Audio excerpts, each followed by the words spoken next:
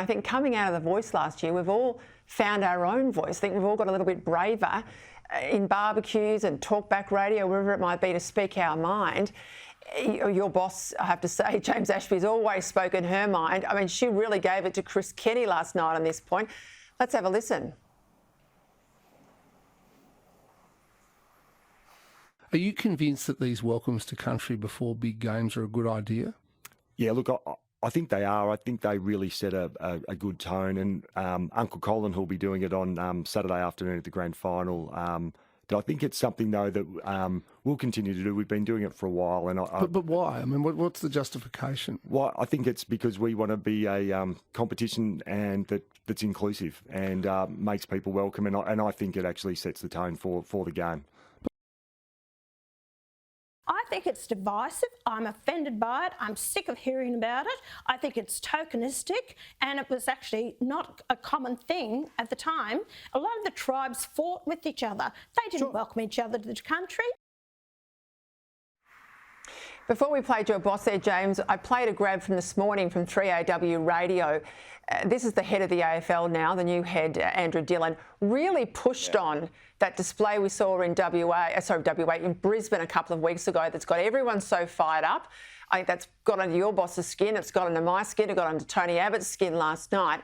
I mean, if it's at an Indigenous event, fine. Sparingly, fine. I have no truck with acknowledgements.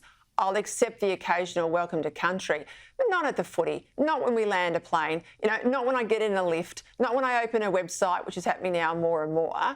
This is where I think Australians are saying we have had enough. Well, I'll give one commitment on your show and I'll hopefully follow through if I'm elected here in Keppel.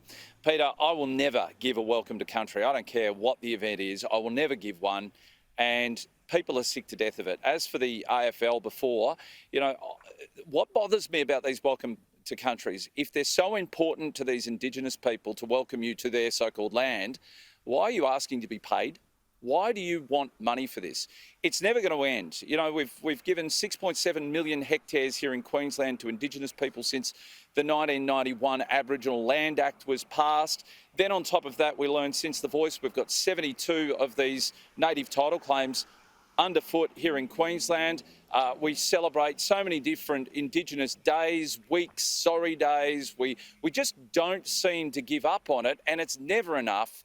The Australian people have had a gutful of it. They sent a very clear message in October last year and said, no, we don't want the division. I feel extraordinarily sorry for the Indigenous people who don't want this as much as you and I, but there is just this small group of people, it doesn't matter. It's the Greens, the Cannabis Party were behind trying to get that pushed over there in WA to get rid of Australia Day. Shame on them, shame on the Greens, and shame on all of these political parties who continue to foster division in this country, and in particular here in Queensland, where we've now got this hearing for the next 3 years into truth-telling because the Liberal National Party and Labor passed treaty legislation in the state. It's disgusting that it's happening. It's, all it's leading to is greater division and reparations. That's what we can look forward to. I like the idea of all candidates putting out their position on welcomes to country before people vote. Very good precedent there, James. Well done. Internal documents, University of Sydney, have cast doubt on whether officials acted on warnings they got about the presence of Hizb ut-Tahrir at these pro-Palestinian encampments that were there. The Australian's reporting that emails obtained under FOI laws don't mention the extremist group until the Nine newspapers published a report in June. Now, this is despite the fact that the Vice-Chancellor told the New South Wales budget estimates that the uni had acted on warnings from early May. Now, Peter Dutton didn't mince his words on Ray Hadley about this today. Have a listen. I think both Mark Scott and David Thodey should resign. If they had any shred of integrity, they would have resigned by now. Both men were aware of the situation, even though they might deny it, and I don't think their positions are tenable. Pretty forceful language there, Lucy. I mean, Hizb ut-Tahrir doesn't get any worse than that. I put them in the category of Hamas and others. Surely we've got to do better here, particularly as we get close to October 7 and the one-year anniversary. It's really devastating, Peter. I think, that we've ended up in a situation like this where you have a university that's effectively bowing down to a terrorist group. Let's remind people that they are a prescribed terrorist group by various nations around the world. If you belong to or express support for Hizb ut-Tahrir, you could face 14 years in prison or fines in the UK, for example. So why it's not being recognised as a terror group in Australia is certainly quite concerning as one point. But I agree with Peter Dutton there. They should be resigning.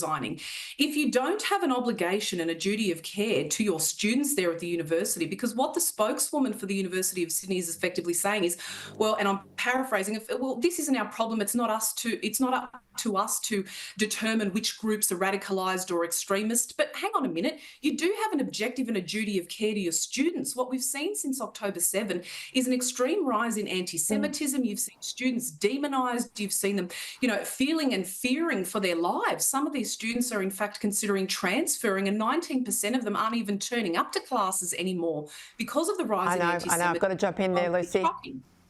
Couldn't agree with you more.